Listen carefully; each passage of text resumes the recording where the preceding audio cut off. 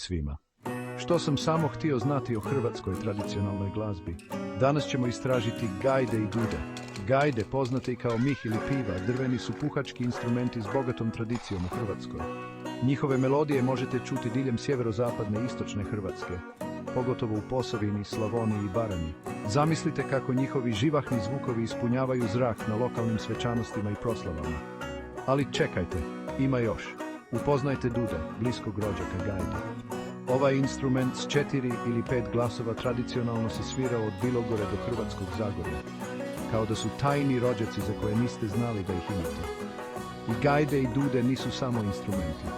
Oni su pripovjedači koji svojim melodijama isprepliču priče o hrvatskoj kulturi i povijesti. Dakle, sljedeći put kada čujete njihove očaravajuće zvukove, sjetite se da slušate od kucaje srca Hrvatske. Želite saznati više? Onda lajkajte video i pretplatite se na kanal za još zanimljivih uvida u svijet glazbe. Dobrodošli! Danas ćemo vam pričati o zvuku tradicije, zvuku gajdi. Gajde su s nama već jako dugo. Njihova glazba pratila je naše pretke na svakom koraku. Vjenčanja, slavlja, pa čak i tužne dane, gajde su uvijek bile tu. One su kao simbol svega što našu kulturu čini posebnom. I danas gajde oživljavaju. Sve više mladih želi naučiti tajne ovog instrumenta. Festivali i radionice posvećeni gajdama postaju sve popularniji. To je sjajno, jer tako čuvamo našu glazbenu tradiciju. Gajde nas povezuju s našim precima, ali i inspiriraju za budućnost. One nam pokazuju da tradicija može živjeti i u današnjem svijetu. Znate li da u Hrvatskoj imamo puno vrsta gajdi? Svaki kraj ima svoju posebnu varijantu.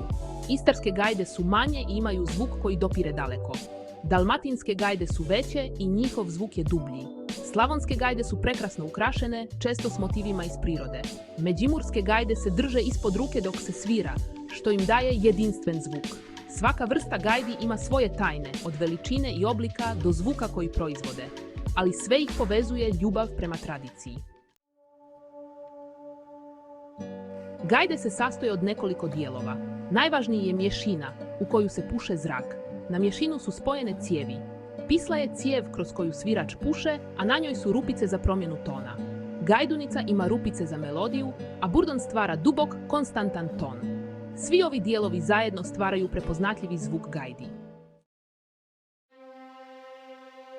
Gajdaš nije samo glazbenik, on je čuvar tradicije. U prošlosti su gajdaši bili važni članovi zajednice. Svojim su sviranjem pratili sve važne događaje. Čuvali su narodne pjesme i plesove i prenosili znanje na mlađe generacije. I danas gajdaši nastavljaju tu tradiciju. Održavaju radionice, sviraju na festivalima i tako čuvaju gajde od zaborava. Gajde su oduvijek bile dio naših proslava. Njihov veseli zvuk čuo se na vjenčanjima, krštenjima i drugim svečanostima. Gajde su donosile radost u svaki dom. U nekim krajevima gajde su pratile i tužne događaje, izražavajući tugu i poštovanje. Danas se gajde sve više vraćaju u naše običaje, kao simbol naše bogate kulturne baštine. Važno je očuvati tradiciju sviranja gajdi. Gajde su dio našeg identiteta. One nam pričaju priče o našim precima i povezuju nas s našim korijenima. Podržimo gajdaše i potaknimo mlade da nauče svirati ovaj predivan instrument. Samo tako ćemo sačuvati zvuk gajdi za buduće generacije. Taj zvuk je dio naše duše, podsjetnik na to tko smo i odakle dolazimo. Ne smijemo dopustiti da taj zvuk utihne.